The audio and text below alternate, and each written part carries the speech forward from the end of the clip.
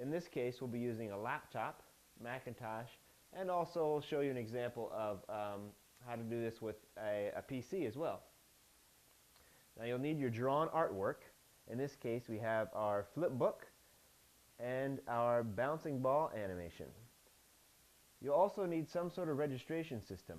And here we have a peg bar that lines up with the holes in the animation paper. A couple pieces of tape. We'll also need a consistent light source.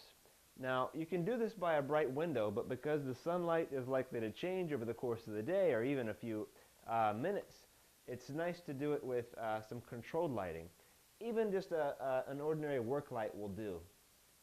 Careful, this one can get very hot, so be careful when you're using just a utility lamp like this. For the cameras, this is where you have a lot of choices. First of all, you can even use just an ordinary webcam for making computer calls or even video blogging. This is fine for pencil testing. Webcams attach with a USB cable into your computer. You can also use a mini DV camcorder with a FireWire connection. And you also need a FireWire cable, a 4-pin to a 6-pin connector. The 4-pin goes into the camera, the 6-pin goes into the computer. Another choice is a digital still camera. This one has a maximum of 6.1 megapixels.